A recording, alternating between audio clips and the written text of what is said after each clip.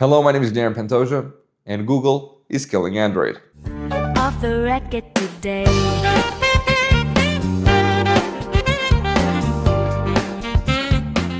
Android has always been positioned as the open or freedom operating system. When iOS first got introduced to us in the first mobiles, I remember it was like something that was more locked. And when we got introduced to Android, it was more of a free choice over the software that you can install on your machine. It was the software for developers alike for users. Things are not locked. You actually have the freedom to roam around the web and install things from outside their main store, which is the Play Store. But now, Google is putting an end to this freedom ethos that Android had since the beginning. Now they're saying that software developers of all sorts have to do mandatory ID checks and pay a fee directly to Google to publish their software. And this is not something that is being targeted only for the Play Store. This is something that is going to happen to any piece of software that wishes to run on Android devices, meaning things from F-Droid or any other APK that you might find around the web. If it is for an Android device, the software developer needs to do the mandatory ID check and also pay the fee. So this is something that was initially introduced in 2025, now August 2025, where it was exactly as I just explained. But then, 3 months later, after public outcry and a pushback from EFF, the Electronic Frontier Foundation, Google actually tried to seek a compromise where they wanted to integrate something that is called the advanced flow. The advanced flow was basically creating a label that would be put as unverified on the pieces of software for developers who chose not to do the mandatory ID verification or pay the fee. So this would be mostly for power users, students, and so forth. It's very similar to how Chromium has the phishing websites or the potential phishing websites where it says this website might not be secure and you have to go to advanced settings and then proceed anyway. That would be very similar but for Android and would be called unverified. So this would be the compromise that they would seek, where things would still be accessible, however would be labeled as unverified. However, now in 2026, Google is actually ditching the compromise and they're doubling down on their initial statement, saying that if software developers are not verified, then their software will simply not work on Android devices. And this is meant to happen this year in September 2026 in 2 countries as a test rollout, which will be Brazil and Indonesia. And I think this shows these 2 countries very specifically.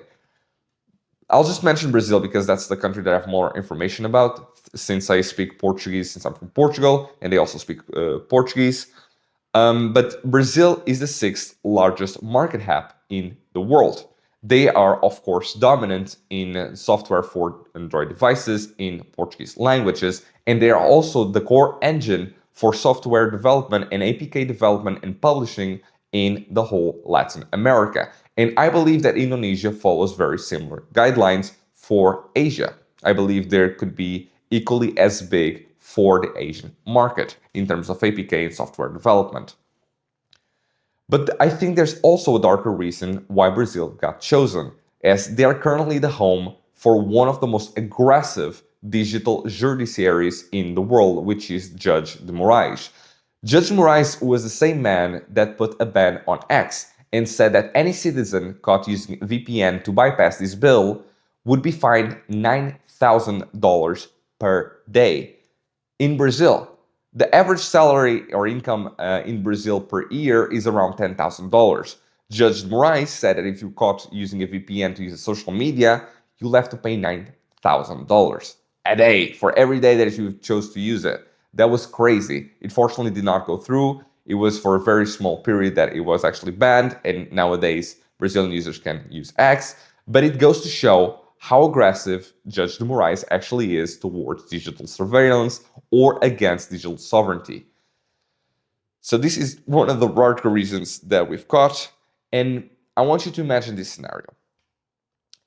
There's a developer in Sao Paulo, and there are protests there, and this developer says, we'll create a messaging app that is private for protesters to talk in between each other privately. And then Judge Moraes can just subpoena Google and be knocking on a developer's door the next day. because he had to go through mandatory check and at the same time pay the fee. That's another thing. Both Brazil and Indonesia are developing countries. Imagine a self-taught developer in Brazil and living in the favelas of Rio, and this is not a bad scenario. This is actually pretty darn common. A lot of software engineers and programmers in Brazil are actually self-taught, and the same goes for Indonesia. What Google is actively telling them is that now they have to pay the Google fee.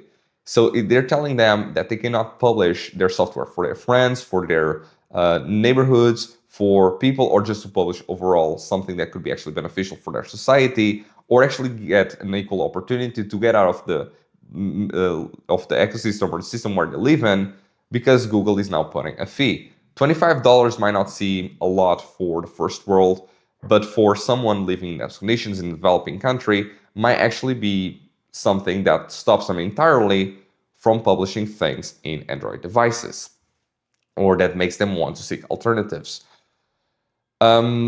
This is basically not only that, but also putting it in position that student innovation does not matter. A lot of students in Indonesia might also not be able to afford having to pay this fee or want to do this verification for whatever other reasons. So basically and ultimately, what Google is saying is that they're putting activists in jeopardy.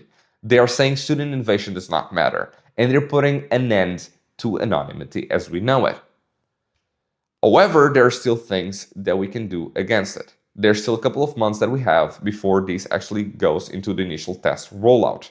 So for developers, I would urge you to not do this verification. Do not comply with Google's demands, because then you're saying that this is okay, this is something that we actually accept.